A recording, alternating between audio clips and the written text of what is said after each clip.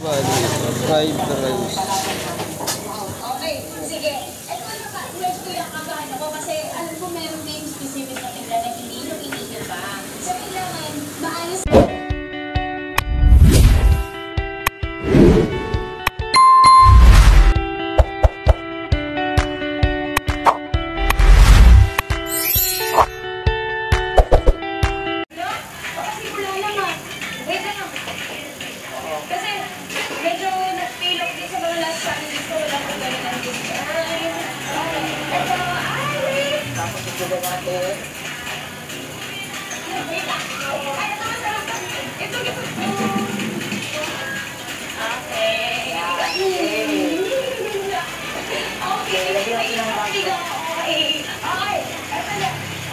Binigyan niya ako ng chance kahit tapos na. Okay, ito. Pwede na po so we can show our kapatids, no? Na ito po ang magiging medyo ganyan po yung episode. Ako, maganda na gawa mo. Maganda ba? Maganda pa sa akin. What? Gusto na naman ang family mo. Baka po ito ako na hilo ng ako. Okay, ayan po. At ang bango. Ano? Ha? Ang susunod si Daddy Dinner. Okay po. Daddy D, ayan. O diba to be fair? Pero importante din po, sa dulo, yun pa rin yung timpla at masarap. At syempre, gusto ko siyang tikman. Meron po tayong tinidor. Okay, tatry ko mga kapatid. Kasi sa totoo lang, mahilig po ako sa palabok. Pero medyo kapili ako sa palabok.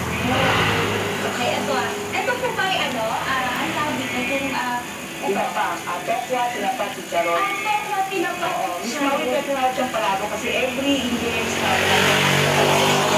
nag-serve namin isa-isa. Ang sarap! Kahit wala kang kalamansi, but it's masarap na food. And you mentioned you make it from scratch. Like yung sauce, almasa, pwede ko namin, puset, yung himay, tokwa, tinapa, chicharon, ginugulong. So, sa mga palabok talaga. Yung pagka-authentic po yung nasa. Miss Jane, nagawa naman ako ng sarap po. Wait lang, bago tayo mag-promote, magkano po nagsisimula ang mga bilao at mga a la carte?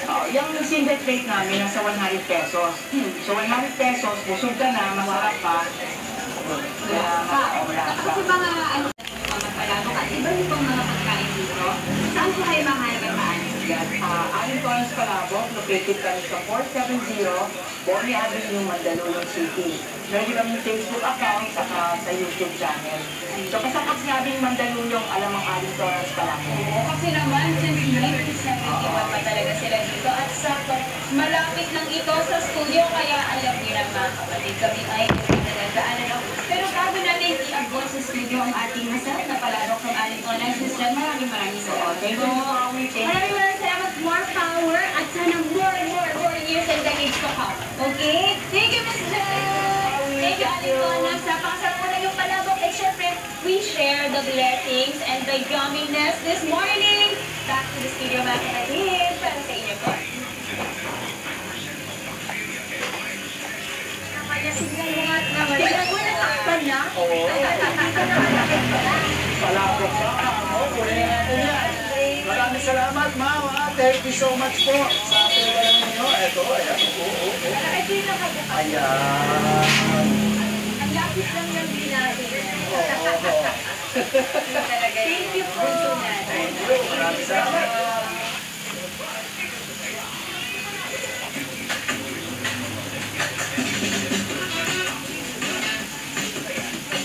Sa mga kapatid po nating maagang mamamalengke ngayong araw, nasa checklist niyo po ba ang prutas?